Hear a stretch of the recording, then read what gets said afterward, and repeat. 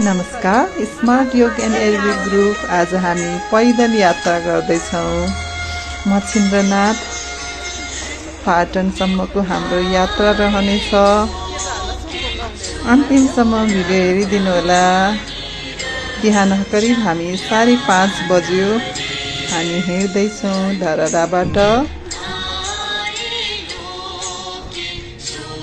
हामी यसरी समय-समयमा यसरी पैदल यात्रा गर्छौँ। यसरी समूहमा पैदल यात्रा गर्दाखेरि हिँडेको थाहा नै पाउँदैनौँ। साथीभाइहरूसँग गफ गर्दै रमणीय ठाउँहरूलाई हेर्दै निहाल्दै बिहानको स्वस्थ अक्सिजन लिँदै हामी स्मार्ट योग एन्ड एरोबिक ग्रुप आउँदैछौँ, हिँड्दैछौँ, रमाउँदै गफ गर्दै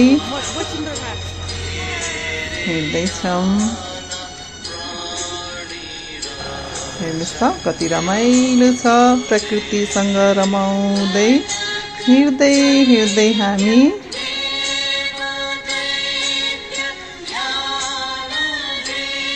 लावा लस्करका साथ हामी चाहिँ हिँड्दैछौँ। कहाँ पुग्यौँ हेर्नुहोस् त हामी बागमती पुल नजिक पुगिसकेका छौँ। यसरी समूहमा हिँड्दाखेरि समय गएको पत्तै हुँदैन। कति छिटो हामी पुग्यौँ जस्तो हुन्छ। हामी हरेक वर्ष यसरी पैदल यात्रा गर्छौँ। बागमतीको पुलनिर पुगिसकेका छौँ। साथीभाइ देख्न सक्नुहुन्छ, आउँदै हुनुहुन्छ।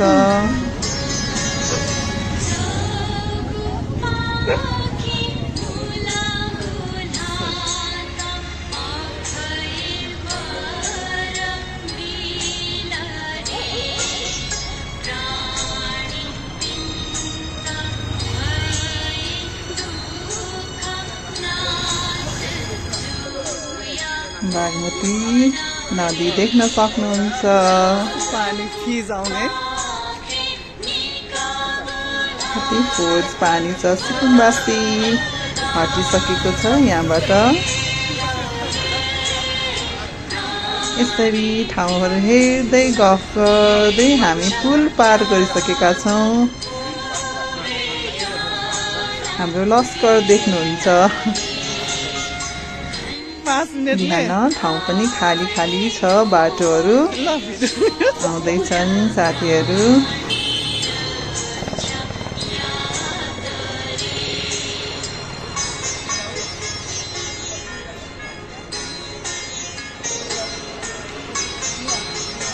हामी पुलचोकतिर पुगिसकेका छौँ, पुग्दैछौँ।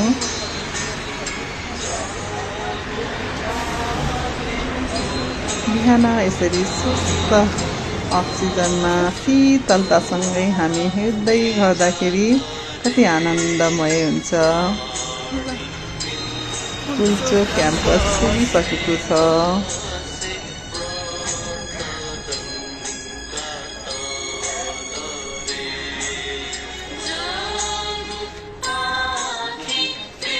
यो गल्लीबाट हामी बङ्गलामुखी तर्फ लम्कँदैछौँ। सर्टकट बाटो अपनाएका छौँ। यो हामी बङ्गलामुखी पुगिसकेका छौँ।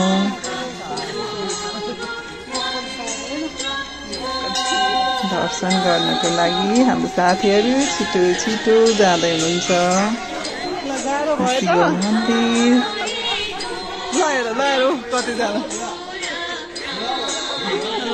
बङ्गलामुखीमै हुनुहुन्छ।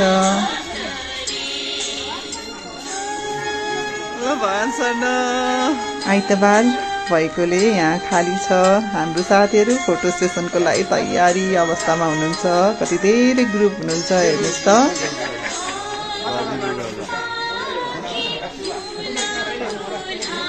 गफ गर्दै हिँड्दाखेरि कति आनन्द छ। हामी मन्दिर परिसर घुमेर फर्किसक्यौँ। अब हामी यहाँ गोल्डन टेम्पलको लागि अगाडि बढ्दैछौँ।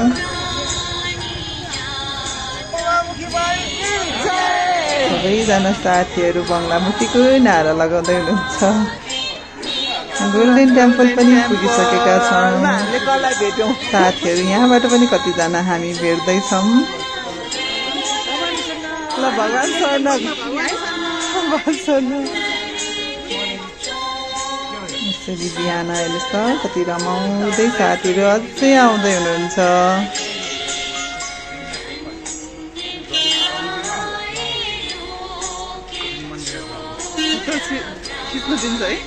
कतिजनालाई त यो गोल्डन टेम्पल थाहा नै छैन है। यो धेरै शताब्दी अगाडिको मन्दिर हो। यो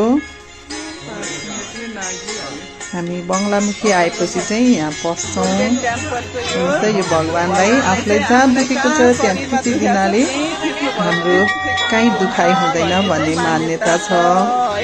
गोल्डन टेम्पलभित्र छ यो मन्दिर। गोल्डन टेम्पलमा देख्न सक्नुहुन्छ बगान भजनहरू कीर्तनहरू हुँदैछ। बिहान यसरी भजन गाउँदा पनि एउटा मेडिटेसन हो। आनन्द भावले भजनमा डुब्दै गर्दाखेरि मेडिटेसन हुन्छ।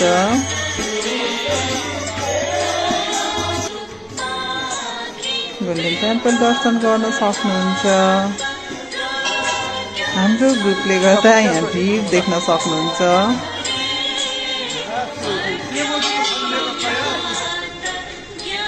हामी कृष्ण मन्दिर पुगिसक्यौँ। गोल्डन टेम्पलबाट फर्किसकेका छौँ। कृष्ण मन्दिरमा हामी यहाँ साथीभाइलाई कुर्दैछौँ। सबैजना आउँदै हुनुहुन्छ, हेर्दै हुनुहुन्छ मन्दिर।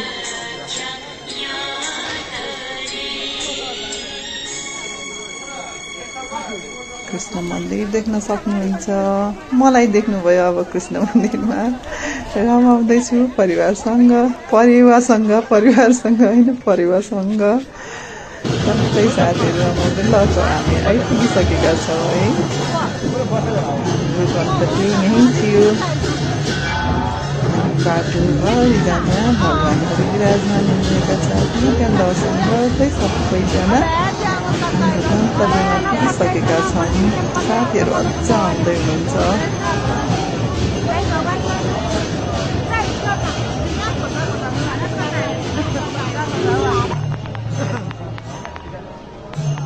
दर्शन गर्न सक्नुहुन्छ। यहाँहरू पनि घरमा बसी कति साथीहरू आउन सक्नु भएन है। मन भए पनि कहिलेकाहीँ समय परिस्थितिले गर्दा आउन सक्नुहुन्न। भिडियो हेरेर भए पनि रमाइदिनु होला। यसरी यहाँ चाहिँ आफ्नो परिवारजनको मृत्यु भइसकेको होइन परिवारजनहरूको नाममा चाहिँ यसरी बत्ती बाल्ने चलन छ हाम्रो।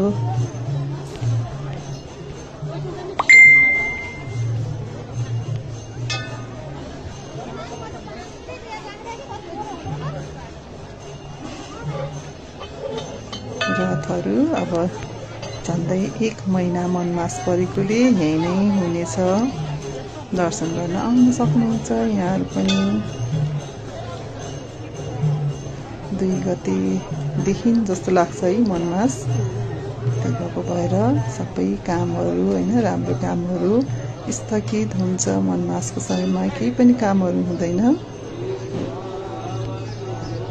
भिक्षुहरू पनि पाठ गर्दै हुनुहुन्छ, शान्ति पाठ गर्दै हुनुहुन्छ।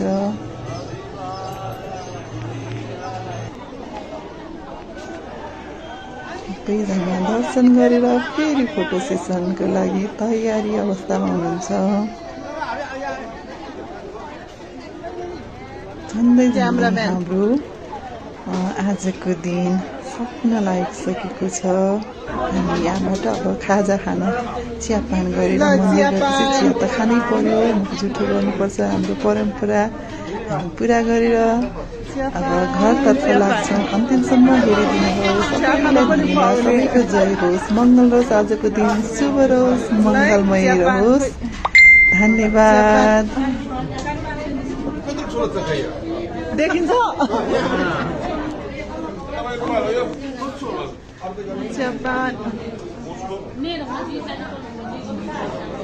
चियापान खोइ यहाँ अझ खाली रहेछ त सिट। ल अब यहीँ कोचाल है